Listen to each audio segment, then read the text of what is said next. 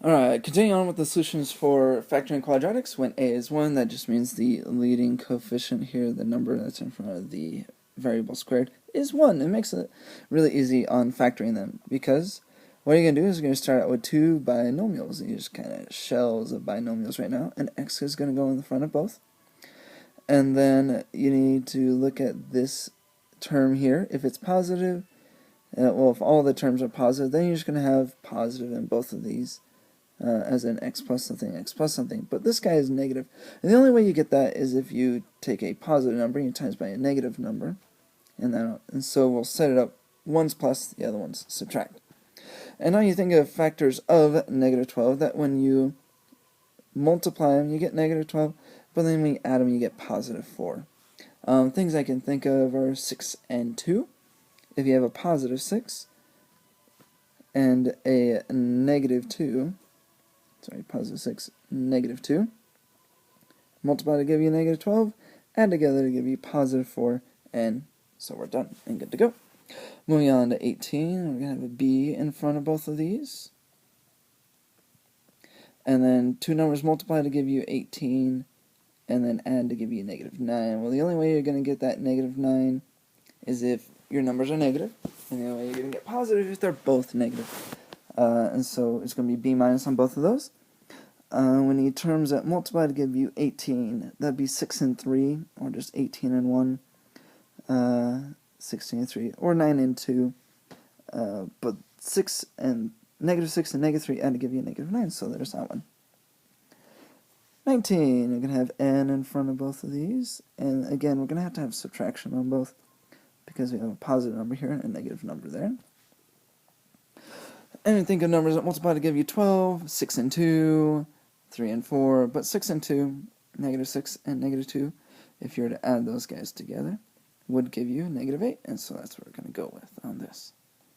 20, you're going to start out with an x in front of these.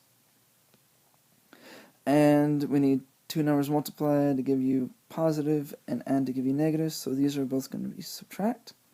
And we want two numbers that add up to be negative 16, but multiply to give you positive 36. You can get, not 36, 63. 63 you can get through 7 and 9, and that actually works out. Because 7 and 9, when you add them, it will give you 16. And so that's what we got there. Moving on to 21, b is going to be in the front of these. And since this term is negative, we're going to have one that's positive, the other one negative. When you think of terms that multiply to give you 63, just like the one over here, and add to give you negative 2. Well, if 7 was positive and 9 was negative, the negative 9 plus positive 7 would give you a negative 2. And so that one's actually done. Same factors, just a sign change on one of them. Oh, sorry, this one's not p. Not x. This one's got p's in it. So p is going to be in the front of both of those. When you think all of it, the terms are positive, so we're going to have plus on both of these. We need two terms that when you add them together to give you 18, and when you multiply them you get 81. That's just 9 and 9.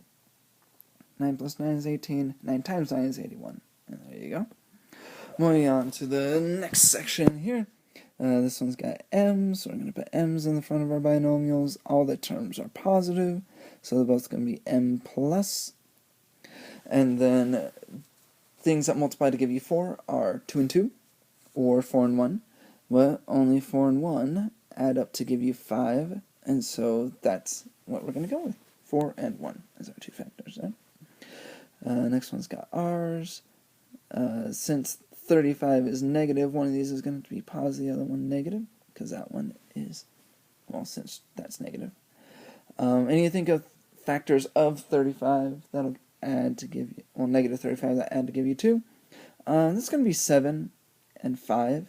Notice the negative 7, negative 5, positive 7, add together, give you positive 2. Next one, we'll have p's in front of our binomials here. Since this guy is negative, we're going to have a positive and a negative factor there. And when you think of numbers that when you multiply you get negative 15, but when you add you get negative 2. 3 and 5 multiply to give you 15.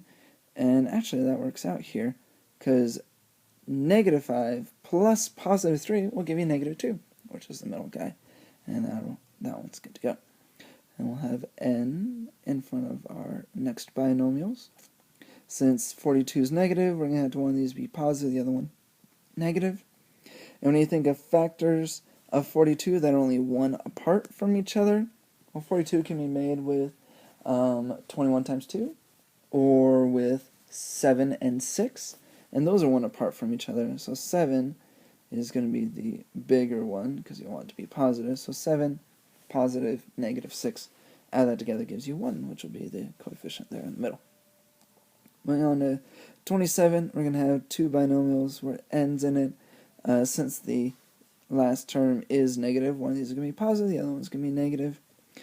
And when you think of two numbers that multiply together give you negative 9 and add to give you 0, well, if one's positive, the other one's negative, it's just going to be the same number, and the number times itself that gives you 9 is 3, and so 3 goes in both those spots.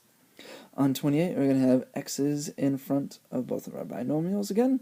Since 40 is negative, we're going to have one that's positive, the other one negative, and we want their difference of those two factors to be 6. And so let's think of things that multiply to give you 40. Well, that'd be like 4 and 10, 8 and 5, but 4 and 10 are 6 apart from each other, and I want this to be positive, so I want 10 to be bigger, and then 4 to be the negative one, because 10 minus 4 gives you positive 6. And moving on to our last ones, we'll have v in front of both of our binomials here. Since this guy is negative, one has to be positive, the other one has to be negative. And we want these two factors of negative 6 to add to be positive 5. Well, you can get 6 through 3 times 2, and also 6 and 1. The reason we're not going to go with 3 and 2 is because if you do 3 and 2, there's only 1 apart from each other, whereas 6 and 1 are 5 apart. And we want this to be positive, so if you have positive 6, and you minus 1 from that, you get 5, which is the middle term there. And moving on to 30, we're going to have n's in front of both of our binomials here. Since our last term here is negative, one's going to be positive, the other one's going to be negative.